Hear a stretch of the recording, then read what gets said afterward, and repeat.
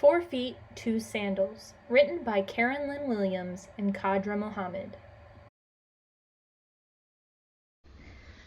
Lena raced barefoot to the camp entrance where relief workers threw used clothing off the back of a truck.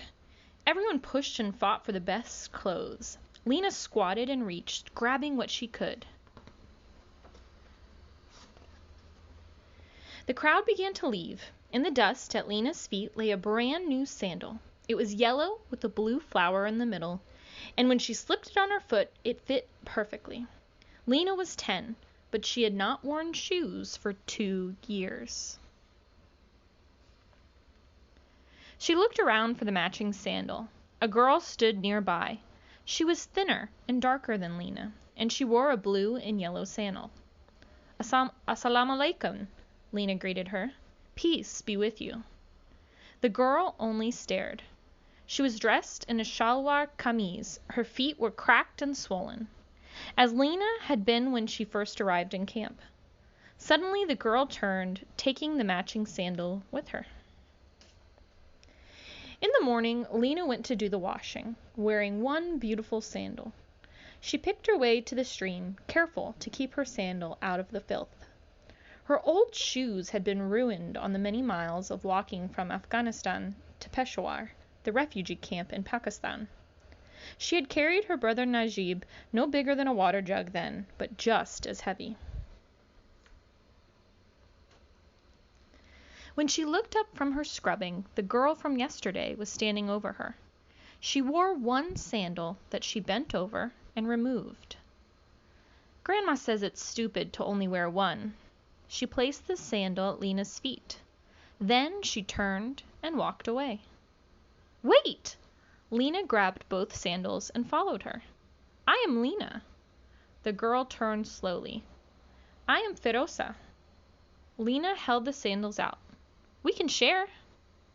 What good is one sandal for 2 feet? Feroza frowned. You wear them both today, and I will wear them tomorrow, Lena smiled. 4 feet, 2 sandals. Feroza smiled too. She took the sandals and put them on. Tomorrow they will be yours. The 2 girls greeted each other as they carried their jugs for water the next day. Lena put the sandals on, and they waited together in the long line.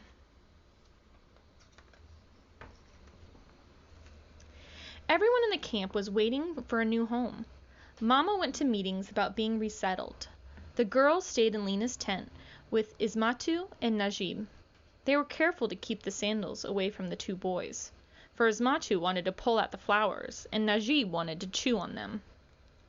My father and sister were killed in the war, Lena told her friend.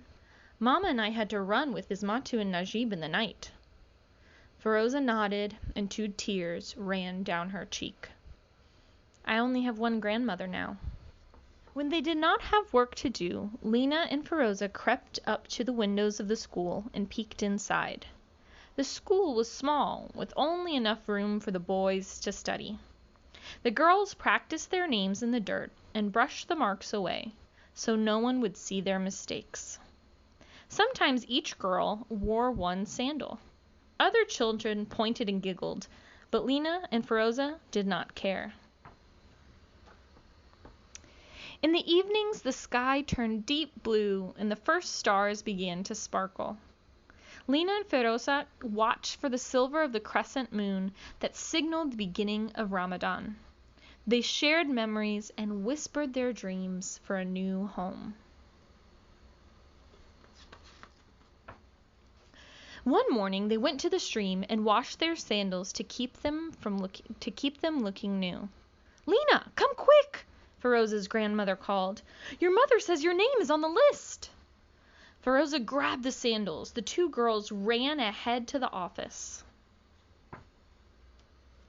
Lena stood on tiptoes and squinted at the sign. Mama's name, it's here. We're going to America. She looked at her friend. My name is not there, Feroza said quietly. She looked at her feet as she spoke. Then she bent down and took the sandals off. She handed them to Lena. You cannot go barefoot to America. Feroza gave Lena a hug.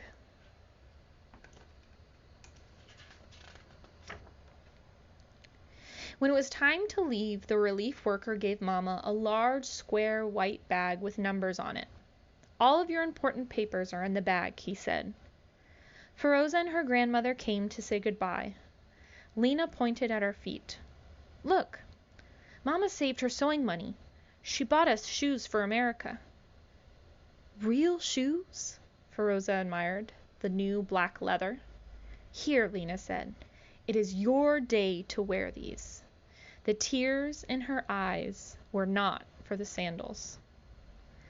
"Assalamu alaikum," Feroza said, as she took the faded yellow and blue sandals. "Peace be with you." Lena followed the others to the bus. "Wait!" Feroza called as she ran to her friend. "You must keep one."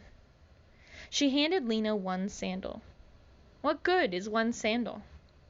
"It is good to remember." Feroza held up the other sandal. 4 feet, 2 sandals.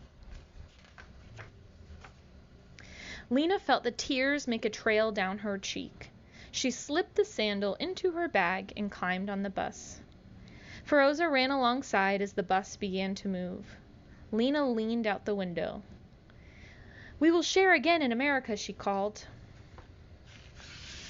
Author's note: people who flee their country because of fear of persecution are called refugees.